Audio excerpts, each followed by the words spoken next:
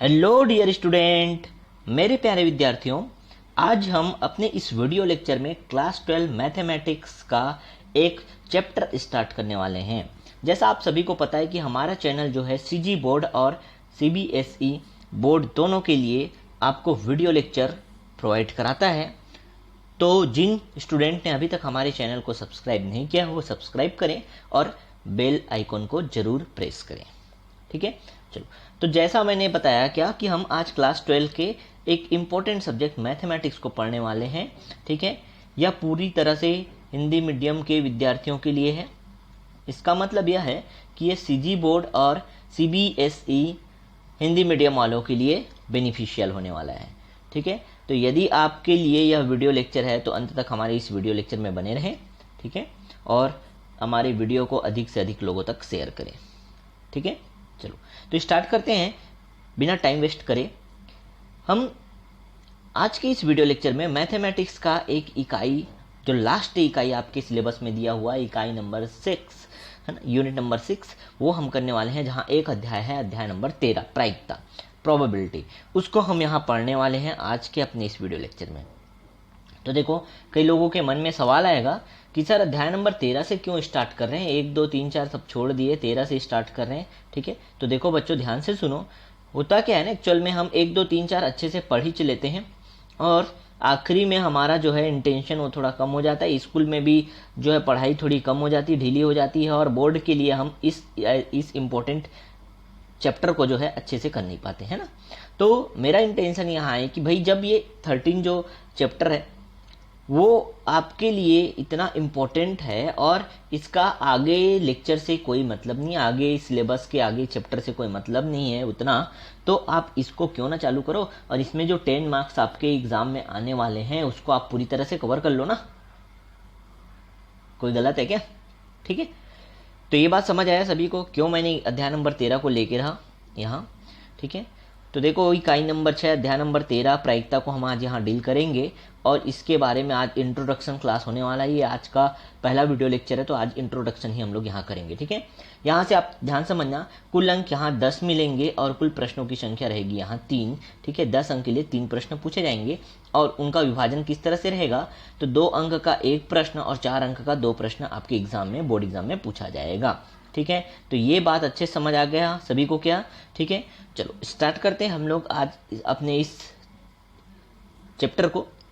जहाँ सिलेबस को देखते हुए हम इंट्रोडक्शन क्लास को आज करेंगे। ठीक है, देन आफ्टर हम 12th के टॉपिक में जाकर उसके एनसीईआरटी या एससीईआरटी, ये दोनों बुक सेम है वैसे, है ना, इनके क्वेश्चन करने वाले हैं। क्वेश्चन और सॉल्यूशन मैं यहाँ कराऊंगा आपको अपने वीडियो लेक्चर में।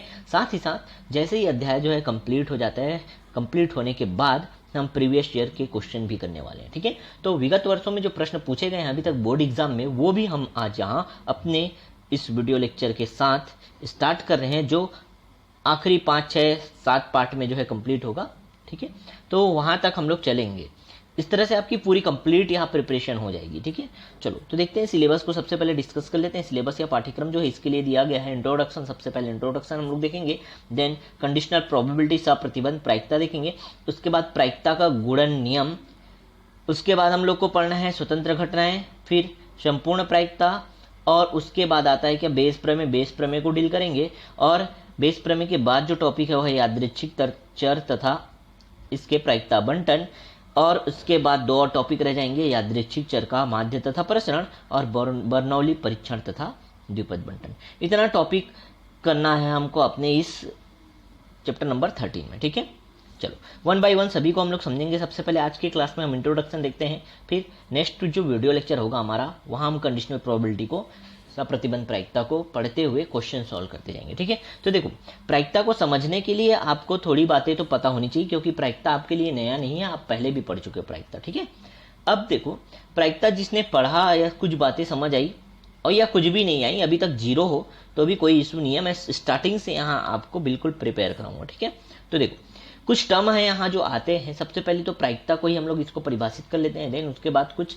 टर्म जो है, जो कुछ शब्दावली जो है आपको इस पाठ में सुनने को मिलते हैं, कुछ प्रश्न में दिए रहते हैं, उसको समझना जरूरी है। जब वो समझ पाते हो तभी आपके लिए काम आसान होता है। ठीक है, चलो तो देखिए प्रायिकता या प्रोबेबिलिटी किसे कहते हैं। ठीक है, प्रोबेबिलिटी या प्रायिकता जो है वो एक्चुअल में साइंस ऑफ चांस है। क्या है, साइंस ऑफ चांस। चांस का एक साइंस है कह सकते हैं। चांस मतलब समझते हो ना, संभावना, ठीक है। तो अगर मैं इसको परिभाषित करूं तो किसी घटना के होने की संभावना को प्रायिकता या संभाव्यता कहते हैं। समझ आया क्या बच्चा? क्या किसी घटना के होने की संभावना को प्रायिकता या संभाव्यता कहते हैं, ठीक है। कोई भी घटना अगर हो रहा है तो उसकी जो संभावना होगी, उसकी संभावना को ही हम लोग क्या कहेंगे, प्रायिकता या प्रोबेबिलिटी कहेंगे, ठीक है। अच्छा, अब ये जो है प्रायिकता, उसके बहुत जगह उपयोग होते हैं, सांख्यिकी बोलो, गणित बोलो, है ना, विज्ञान या दर्शन शास्त्र जैसे क्षेत्रों में इसका क्या होता है, बहुतायत रूप से प्रयोग किया जाता है, ठीक है। तो बहुत इंपॉर्टेंट है ये दैनिक जीवन के लिए भी, और साथ ही साथ क्लास 12 के लिए तो बहुत ही ज़्यादा इंपॉर्टेंट है ये। क्लियर? अब ये प्रायिकता समझ आया सभी को? किसी भी घटना के होने की संभावना को प्रायिकता कहते हैं, सिंपल, ठीक। चलो नेक्स्ट देखें, अगला टर्म जो है बहुत इंपॉर्टेंट, वो है यादृच्छिक प्रयोग। यादृच्छिक प्रयोग क्या है? देखो, परिभाषा या कुछ बोलने से पहले मैं आपको एक सिंपल सा उदाहरण देता हूँ। आपको देखो एग्जाम में परिभाषा तो नहीं पूछेगा, लेकिन शब्द समझना है, ठीक है। तो देखो, यादृच्छिक प्रयोग अगर कहा जा रहा है तो कोई भी ऐसा प्रयोग जो आपको मैं करने कह दूं, जैसे मैंने कहा आप एक सिक्का पकड़ो बच्चा और उसको उछाल दो, ये क्या है, एक यादृच्छिक प्रयोग है। मैंने आपको कहा कि एक बॉक्स में बहुत सारे गेंद भरे, उसमें से हाथ डालो और एक गेंद निकालो, बस। ये सब क्या है? ये सब यादृच्छिक प्रयोग ही तो है, ये रैंडम एक्सपेरिमेंट ही है ना ये सब तो, ठीक है। पासे को फेंक दो, ये बोला, ये सब क्या है, रैंडम एक्सपेरिमेंट है भाई, यादृच्छिक प्रयोग है, ठीक है। तो देखो, ऐसा प्रयोग जिसमें एक से अधिक परिणाम या रिजल्ट आ सकते हैं, किंतु आप ये श्योर नहीं कह सकते कि वही चाहेगा। एक से ज्यादा कुछ भी हो सकता है, जैसे सिक्के को फेंकोगे तो हेड भी आ सकता है, टेल भी आ सकता है। पासे को फेंकोगे तो 1 2 3 4 5 6 कुछ भी आ सकता है, लेकिन आप श्योर नहीं हो कि 5 ही चाहेगा। समझ रहे हो बात को? पासे को फेंकने पे 5 ही चाहेगा, ऐसा एकदम श्योर नहीं बोल सकते, हाँ अनुमान लगा सकते। तो ऐसा प्रयोग जिसमें आप श्योर नहीं रहते ना, बहुत सारे परिणाम आ सकते हैं, रिजल्ट आ सकते हैं, लेकिन आप श्योर नहीं रहते, ठीक है, श्योर नहीं रहते, एकदम कंफर्म नहीं रहते, उसको यादृच्छिक प्रयोग कहेंगे। समझ आया होगा, इतना आसान शब्दों में मैंने बताया, ठीक है। और यहाँ एक उदाहरण भी लिखा है कि सिक्के को अगर आपने उछाल दिया तो क्या कहलाता है, यादृच्छिक प्रयोग कहलाता है, ठीक है। चलो नेक्स्ट देखते हैं, इवेंट या घटना को, घटना या इवेंट्स किसे कहते हैं। बहुत बार ये शब्द आपके यहाँ सिलेबस में जब क्वेश्चन करते जाओगे तो आएगा, है ना। तो ये घटना या इवेंट्स आखिर होता क्या है, ठीक है।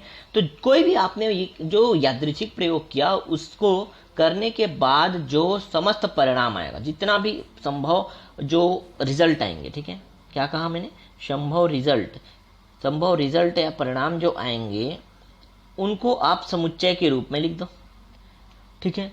समुच्चय के रूप में ऐसे लिख दो तो उसी को ही घटना कहेंगे। जैसे मान लो एक सिक्के को हमने उछाला तो क्या आ सकता है, हेड आ सकता है या टेल आ सकता है।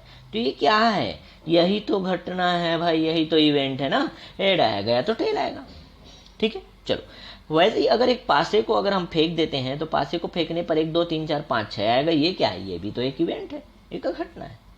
क्लियर हुआ क्या? चलो ठीक है। इवेंट, अब इवेंट को समझ रहे हैं तो इवेंट 2 प्रकार के होते हैं, एक होता है साधारण जिसको सिंपल इवेंट कहेंगे, और एक होता है क्या, मिक्स्ड, जिसको कंपोजिट इवेंट कहेंगे, ठीक है। 2 प्रकार की घटनाएं जो है होती है, दोनों को बस एग्जांपल से समझना है हमको, इसके परिभाषा रट्टा मारने की जरूरत नहीं। साधारण कह रहे हैं एकदम सिंपल सा बात है, सिंपल इवेंट, ठीक है, साधारण घटना। तो एक सिक्के को अगर उछाल दिया जाता है तो हेड या टेल आता है, ठीक है, ये सिंपल इवेंट है। या एक पासे को फेंक दिया जाता है तो 1 2 3 4 5 6 आता है, ये सिंपल इवेंट है, ठीक है। अब मिश्र देखो, कंपोजिट की बात करेंगे तो मान लो आपके हाथ में मैंने एक सिक्का पकड़ा दिया एक हाथ में और दूसरे हाथ में एक पासा पकड़ा दिया और बोला कि आप दोनों को फेंको, तो क्या होगा, सिक्के में हेड आएगा और पासे में हो सकता है 1 आए, या सिक्के में हेड आएगा तो पासे में 2 आए, या तो सिक्के में हेड आएगा तो पासे में 3 आए, इसी तरह से चलेगा। कोई जरूरी नहीं हेड है, टेल भी हो सकते हैं। तो सिक्के में यदि टेल आ रहा है तो पासे में 1 आ रहा है, सिक्के में टेल आ रहा है तो पासे में 2 आ रहा है, इस तरह से ये भी चल सकता है। तो इनको कहोगे क्या, मिश्र घटनाएं। 2 घटनाएं 2 मिल के हो रही है, देखो सिक्का का भी और पासे का भी। तो ऐसे घटना को क्या कहते हैं, मिश्र घटना कहते हैं। और साधारण घटना में अकेले अकेले होता है, जैसे सिक्का है तो सिक्का ही रहेगा और पासा है तो पासा ही रहेगा, ठीक है। आई होप समझ आया यहाँ तक सभी को, ठीक। चलो नेक्स्ट चलते हैं। नेक्स्ट हमारा जो टर्म है, जो क्वेश्चन में आते हैं बहुत बार, ये भी परस्पर अपवर्जी घटना, जिसको म्यूचुअली एक्सक्लूसिव इवेंट्स कहते हैं, ठीक है। कोई भी ऐसी घटना, मान लो दो घटना है ए और बी, यदि वो दोनों घटनाओं का आप उभयनिष्ठ निकालते हो तो वो जीरो होता है। क्या कहा मैंने? दोनों घटनाओं का उभयनिष्ठ जीरो होता है, मतलब कुछ भी उभयनिष्ठ नहीं निकलता, तब ऐसे घटना को हम लोग क्या कहेंगे? परस्पर अपवर्जी घटना कहेंगे। सिंपल है, ठीक है। अब देखो, मान लो एक घटना ए है, दूसरा घटना क्या है? बी है। अब इन दोनों का यदि उभयनिष्ठ निकालूंगा तो क्या लिखते हैं हम लोग? A intersection B. याद आ रहा होगा, समुच्चय में पढ़ा है इंटरसेक्शन। इसको क्या बोलते हैं? ये चिन्ह जो दिख रहा है इंटरसेक्शन पढ़ते हैं, जिसको उभयनिष्ठ कहते हैं, ठीक है। तो ए इंटरसेक्शन बी जब जीरो आ जाए, इनकी प्रायिकता ही कह दो, इनकी प्रायिकता जो है जीरो आ जाए, तब हम लोग क्या कहेंगे? ऐसी घटना जिसमें ए इंटरसेक्शन बी या ए उभयनिष्ठ बी की जो प्रायिकता है वो क्या हो जाए? शून्य के बराबर हो जाए, उसे परस्पर अपवर्जित घटना कहते हैं, ठीक है।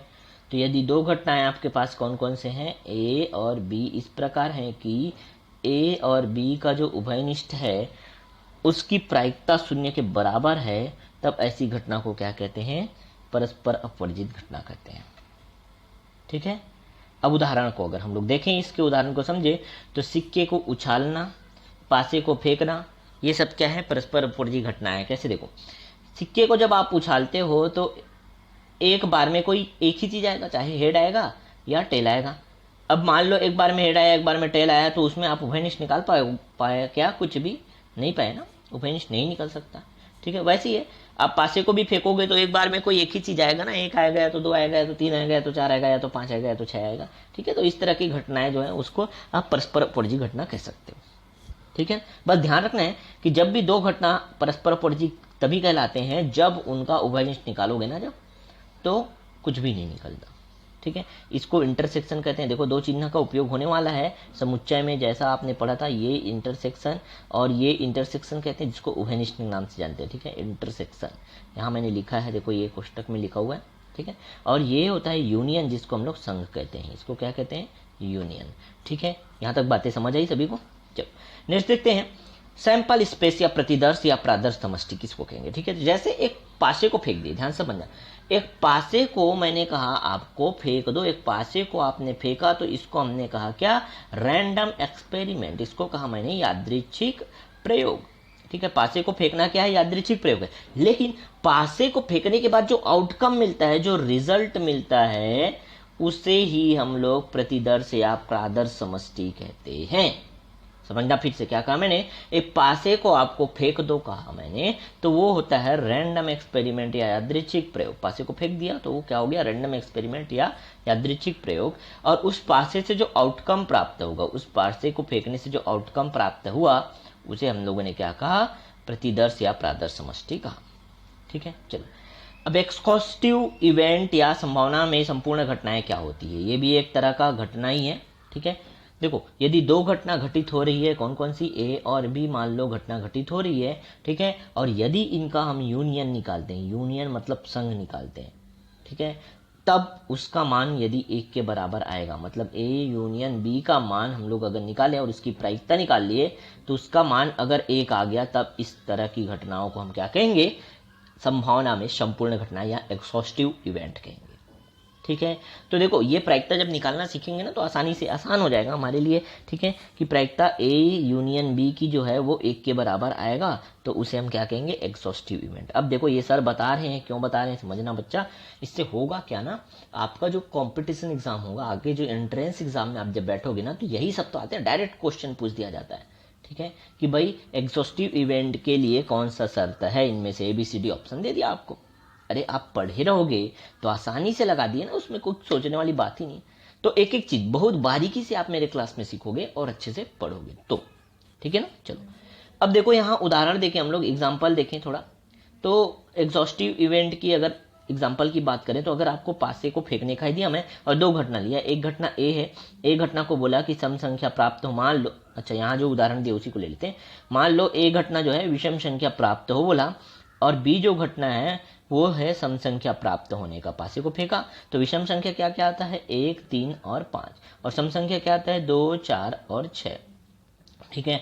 जब आप दोनों को संग करोगे, मिलाओगे, तो पूरा आ गया ना, 1 2 3 4 5 6, सभी आ गए ना, ठीक है। तो इस तरह से जब घटनाएं होंगी कि पूरा का पूरा जितना संभावना है वो आ जाए, जब आप संग लोगे, तो ठीक है। मान लो ए और बी दो ठो अलग अलग घटना है और इसका अगर आप यूनियन लेते हो तो सभी की सभी घटनाएं जो है उसके अंदर आ जाती हैं, ठीक है। जिससे उसका आप प्रायिकता निकालोगे ना तो आंसर कितना आएगा, एक आएगा। इसको हम लोग क्या कहेंगे, संभावना में संपूर्ण घटना, एग्जॉस्टिव इवेंट कहेंगे, ठीक है। चलो नेक्स्ट टॉपिक देखें।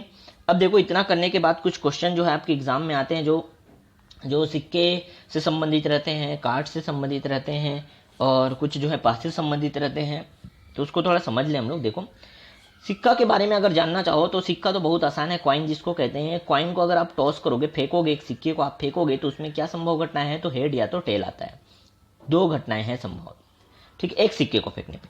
लेकिन अगर मैं कह देता हूं कि दो सिक्का आप फेंक दो, दो सिक्का फेंकोगे तो कितनी घटनाएं संभावित हैं, तो दो सिक्के को फेंकोगे ना तो 2 की घात 2 घटनाएं मतलब 4 घटनाएं संभावित हैं। अगर मैं कहता हूं 3 सिक्का को फेंको तो 2 की घात 3 मतलब 8 घटनाएं संभावित हैं, ठीक है। कैसे समझते हैं, एक सिक्के को जैसे आप फेंका, आपने फेंका एक सिक्के को, ये वाला लाइन देखो, एक सिक्के को अगर फेंका तो 2 घटनाएं कौन कौन सा होता है, हेड आता है और टेल आता है, हो गया ना। लेकिन अगर आप 2 सिक्के को फेंकते हो, 2 सिक्के को अगर आपने फेंक दिया, देखो यहाँ 2 सिक्के को फेंका तो कितनी घटनाएं, 4 घटनाएं। कैसे 4 घटनाएं आती है, देखो 2 सिक्के को आपने अलग अलग हाथ में 2 सिक्का पकड़ा, फेंका, हो सकता है दोनों में हेड आए, हो सकता है एक में हेड दूसरे में टेल आए, हो सकता है पहले में टेल और दूसरे में हेड आए, और हो सकता है दोनों में टेल टेल आए। इस तरह से जब आप इसको गिनोगे ना तो 1 2 3 और 4 घटनाएं संभावित हैं अगर 2 सिक्का पकड़ते हो। इसी तरह से अगर आप 3 सिक्का पकड़ लेते हो, आप 3 सिक्का को फेंकने कह दिया मैंने एक साथ, तो हो सकता है तीनों में हेड आए, हो सकता है 2 में हेड और 1 में टेल आए, हो सकता है 1 में हेड और 2 में टेल आए, है ना। इसी तरह से आप जब जमाओगे ना तो टोटल 8 घटनाएं ही संभावित हैं, इससे ज्यादा नहीं, ना इससे कम, ठीक है। तो देखो इसके लिए मैंने ट्रिक बना के रख दिया ना, अगर आपको एक सिक्का को फेंकोगे तो 2 आता है, 2 सिक्के को फेंकोगे तो 2 की घात 2 आएगा, 3 सिक्के को फेंकोगे तो 2 की घात 3 आ जाएगा, ठीक है। 4 रहेगा तो 2 की घात 4 आ जाएगा, ठीक है, समझ आ गया। वैसे ही पासे के लिए भी होता है, देखो पासे के लिए भी यहाँ भी ट्रिक मैंने बना के रखा, आपको लिखने का उतना जरूरत नहीं है, आप बस समझ लोगे ना, हाँ इतनी पूरी घटनाएं संभावित है, ठीक है। जैसे पासे को, एक पासे को फेंकोगे तो 1 2 3 4 5 6 मतलब 6 घटनाएं संभावित है, ठीक है। उसी तरह से एक को फेंका तो 6, तो 2 पासे को अगर फेंक दियो तो 6 की घात 2 मतलब 36, ठीक है। 3 पासे को अगर आप फेंकते हो तो 6 की घात 3 मतलब 216। इस तरह से टोटल घटनाएं जो है वो आ सकती हैं। तो आपको सिक्का और पासा अच्छे समझ आया क्या। चलो नेक्स्ट देखते हैं, जो इंपॉर्टेंट है वो है ताश के पत्ते, प्लेइंग कार्ड्स, ठीक है, ये बहुत इंपॉर्टेंट। अब देखो इसके बारे में आपको थोड़ा जानना पड़ेगा। ताश आप खेलो नहीं खेलो, खेले हो नहीं खेले हो, वो मतलब नहीं रखता, ठीक है। आपको इसके बारे में जानना पड़ेगा ही पड़ेगा अगर आप प्रायिकता के क्वेश्चन हल करोगे, ठीक है। चलो तो इसके बारे में थोड़ा हम चर्चा करते हैं। ये जो ताश होते हैं ना, कार्ड्स, प्लेइंग कार्ड्स जो होते हैं, उसमें टोटल 52 पत्ते होते हैं। कितने पत्ते होते हैं बेटा, 52, टोटल 52 पत्ते होते हैं। 52 पत्ते होते हैं, उसमें 2 कलर होते हैं, दोनों कलर अलग अलग हम लोगों ने कर दिया। एक होता है रेड जो कि लाल है, और दूसरा होता है क्या, काला, जो कि क्या है, ब्लैक है, ठीक है। अब लाल और काला 2 कलर के पत्ते होते हैं। अब इसके अलग अलग और भी विभाजित किया गया है, लेकिन इसको समझ लें तो लाल और काले 2 कलर के पत्ते होते हैं, ठीक है, जिसमें से लाल कलर का 26 पत्ता और काले कलर का भी 26 होता है, तो 26 कितना होंगे, 52 पत्ते हो गए टोटल। अब लाल कलर के जो पत्ते हैं उसको 2 भाग में और विभाजित किया गया है। एक होता है लाल कलर में ईंट और एक होता है क्या, पान, हार्ट, ठीक है। इसमें इंग्लिश में नाम भी लिखा हूँ, ईंट नहीं होता एक्चुअल में, उसको डायमंड कहते हैं, और पान जो होता है, पान नहीं कहते उसको, हार्ट कहते हैं, ठीक है। तो ये 13 पत्ते क्या हो गए, ईंट के हो गए और हार्ट के हो गए, ठीक। उसी तरह से अगर हम ब्लैक कलर की बात करें तो ब्लैक कलर में भी 2 टाइप के पत्ते होते हैं। एक होता है हुकुम जिसको स्पैड कहते हैं, और एक होता है चिड़ी जिसको क्लब कहते हैं, ठीक है। अब इसमें भी 13 पत्ते होते हैं, ठीक, समझ आ गया। तो इस तरह से ये विभाजित रहते हैं, अच्छे से आप देख लो इसको, ठीक। ये जो स्वीट लिखा इसका मतलब क्या होता है कि भाई हाँ इसके भी प्रकार होते हैं 2, जैसे लाल के भी 2 स्वीट होते हैं। कौन कौन से होते हैं, ईंट और पान, डायमंड या हर्ट, ठीक है।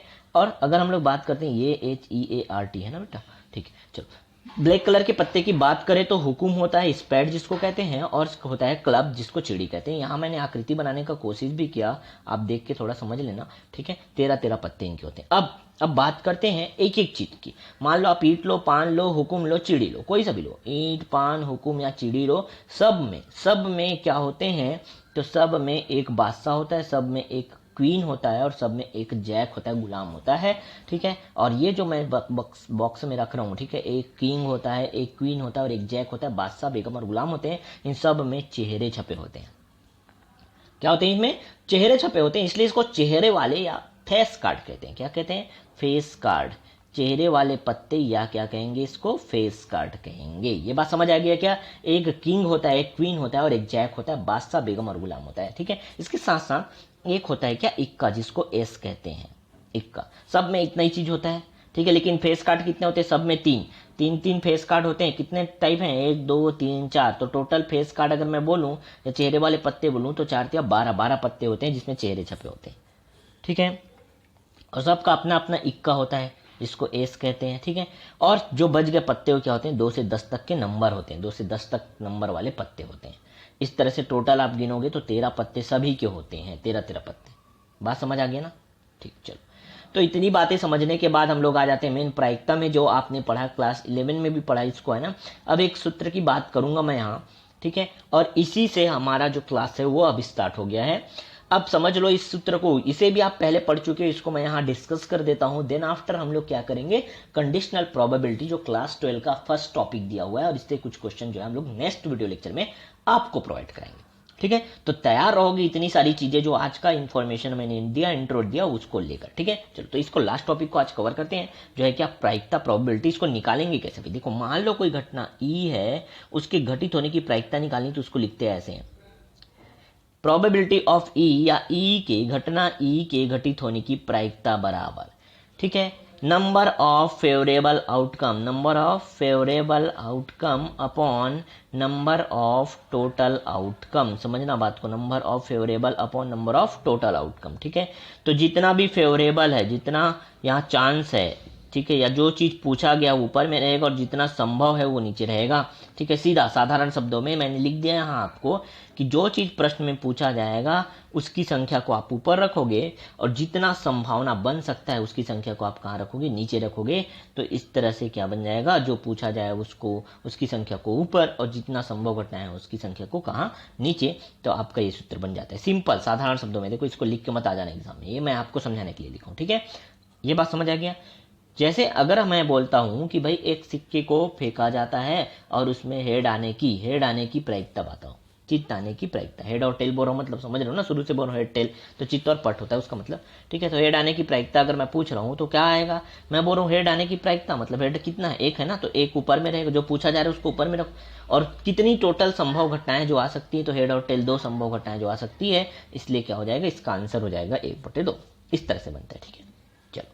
अब प्रायिकता की बात करें तो प्रोबेबिलिटी, किसी भी घटना के घटित होने की जो प्रायिकता है वह 0 और 1 के बीच में ही होता है, 0 और 1 के बीच में होता है, ठीक है। 0 से छोटा नहीं हो सकता और 1 से बड़ा नहीं हो सकता। कोई भी घटना की आप प्रायिकता निकाल लो, कभी भी वो 0 से छोटा नहीं होगा और 1 से कभी भी बड़ा नहीं होगा। ये बात समझ आ गया, ठीक है।